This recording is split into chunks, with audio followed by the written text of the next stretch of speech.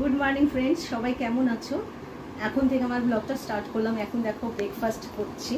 ব্রেকফাস্টে আজকে একটু অন্য ধরনের খাবার আছে। এটা হচ্ছে কালকে এঁচোড়ে তরকারি ছিল, তার আলুগুলো রয়েছে, আর রয়েছে আলু ভর্তা। আলু ভর্তা খেতে, রুটি দিয়ে খেতে কিন্তু ভীষণ ভালো লাগে। জানি না তোমাদের কার কার ভালো লাগে, তোমরা কমেন্টস করে অবশ্যই জানিও। আর এই রুটি বানিয়ে নিয়েছি, এই রুটি দিয়ে খাবো। আর দেখো আরেকজন হচ্ছে আমার বড় মেয়ে, ও খাবে চা দিয়ে পরোটা। ও আর কিছু সবজি দিয়ে খেতে ভালোবাসে না, তো ওকে দিয়েছি। ও যেহেতু ক্যামেরা করছে তাই ওকে দেখাতে পাচ্ছি না। তো চলো খাওয়া দাওয়া করে নিই। তারপরে রয়েছে সারাদিনে অনেক কাজ, তবে এত গরমে কিছু করতে ইচ্ছে করছে না, রান্নাও সেভাবে করতে ইচ্ছে করছে না। তবে রান্না তো করতেই হবে, সবার জন্য, নিজের জন্য না হোক অন্যের জন্য তো করতেই হবে। চলো সারাদিন দেখতে থাকো আমি কি করি না করি, আশা করি তোমাদের ভালো লাগবে। দাও বন্ধুদের হাই বলে দাও বাবা, হাই বলে দাও। আর আমরা কোথায় বেড়াতে যাব বলো? কোথায় বেড়াতে যাবো আগে বলে দাও, বলে দাও। হ্যাঁ, না ও বেড়াতে যেতে চাইছে না। ও নেই, এই দেখো কি সুন্দর জিনিস দেখেছো, তোমাদের আছে? দেখো, দেখেছো? সবাই দেখবে না কিন্তু, পছন্দ করে নিচ্ছ তোমরা, কিন্তু নিও না, ঠিক আছে? ওর কি মামা, শোন না মামা। আর দেখো ও বললো তো, ও বললো না বাবু কোথায় যাবো আমরা লাগেজ গুছিয়ে, বলো, বলে দাও।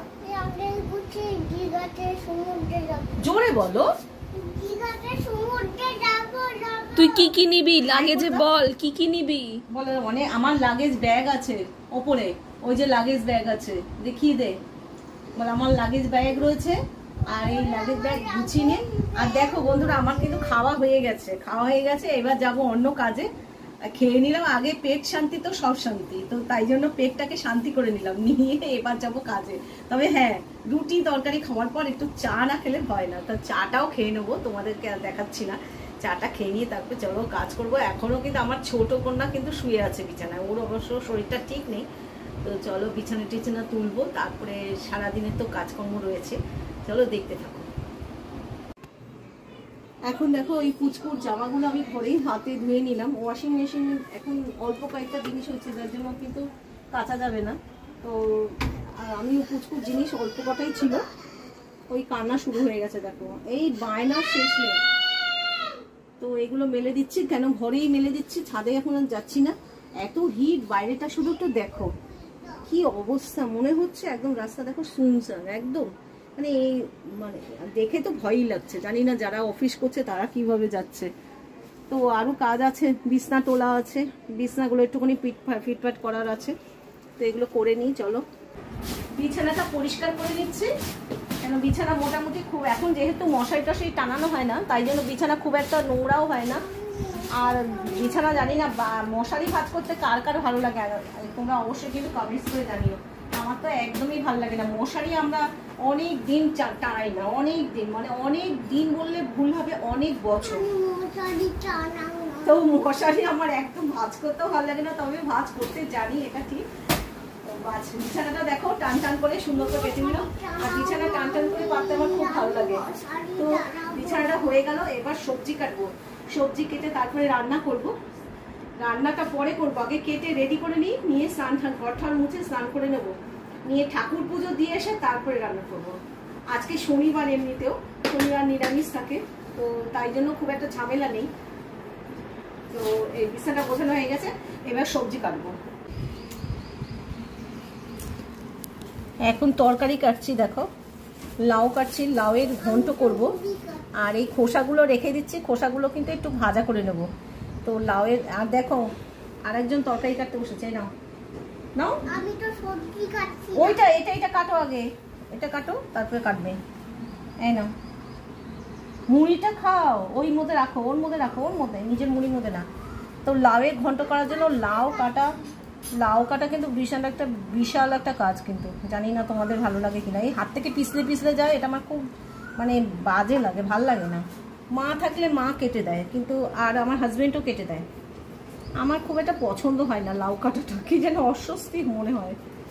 তো যাই হোক, কাটতে তো হবেই, তো কাটছি। এই কাজটা করা হচ্ছে বিশাল বড় কাজ, যেহেতু বললাম আজকে শনিবারে একটু নিরামিষই চলে, তো মেয়েদের জন্য একটু অন্য কিছু করে দেবো। আর আমি আমার হাজব্যান্ড এগুলো সব নিরামিষ খাবো।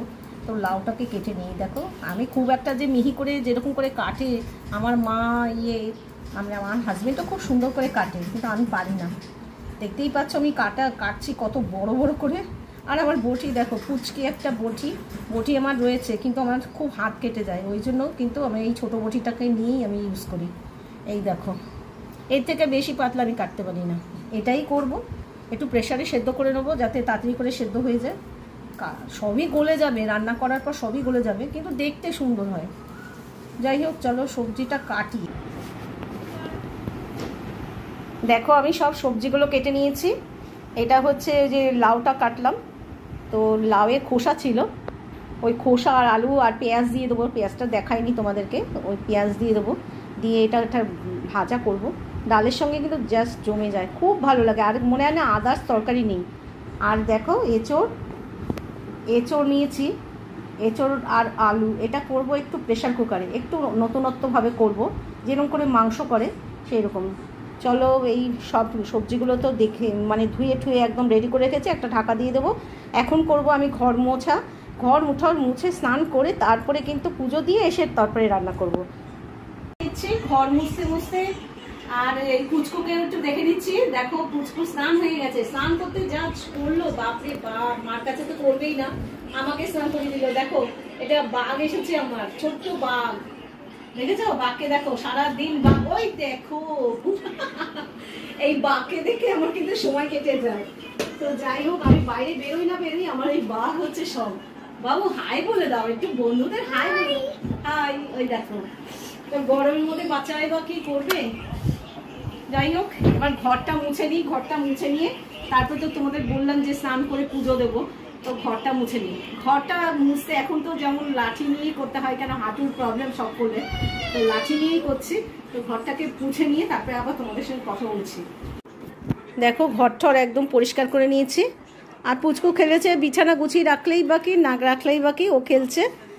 তো ঘরঠর একদম পরিষ্কার হয়ে গেছে, দেখো সব পরিষ্কার করে নিয়েছি, একদম ক্লিন। তো এবার যাব স্নান করতে। তো স্নান টান করে এসে তারপর বললামই তোমাদের পুজো করব। তো আজকে শনিবার মা কালীকে একটুখানি মালা ঠালা চড়াই। তো ছাদে যাব, এবার স্নানটা করে নিই, ভীষণ গরম লাগছে আর পরিশ্রমও হয়। যাই হোক, ঘরটার মুছতে পরিশ্রম হয়। তো চলো চান ঠান করে নিই, চান ঠান করে তারপরে ছাদে যাব। ছাদ তো যেতে ভীষণই ভয় লাগছে, তবু যেতে হবে।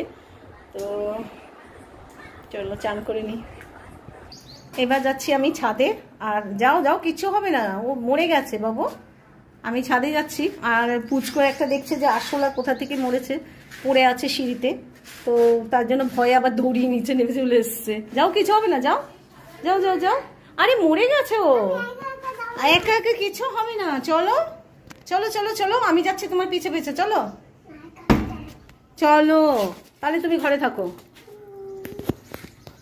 দেখো এই যে আমি দেখাচ্ছি তোমাদেরকে, বড় আরশোলা কোথা থেকে এসছে, ও টিকটিকি খেয়ে ওকে মেরে ফেলেছে। দেখো এই যে এই আরশোলাটা, মরা আরশোলা দেখে ও ভয় পাচ্ছে, কোনোদিন আসলে দেখেনি তো। আর আমাদের অনেকের বলে গ্যাসের ঘরে আরশোলা থাকে, তো আমাদের এত বড় আরশোলা কিন্তু নেই, সত্যি কথা। তো যাই হোক, ও এখন লাফিয়ে ছাদে উঠে যাচ্ছে। ছাদ তো আসতেই ইচ্ছা করছে না, গরমে, এত গরম, ও মাই গড। স্নান করে এখন অর্ধেক ঘেমে যাব। যাই হোক, দেখো ছাদে অনেক জিনিস ছড়ানো আছে। এই সোফা সেটগুলোকে পেতেছি, এইখানে বারান্দায় ফ্যান লাগাবো, মানে এই জায়গাটায় ফ্যান লাগাবো, লাগিয়ে অনেক কাজ আছে।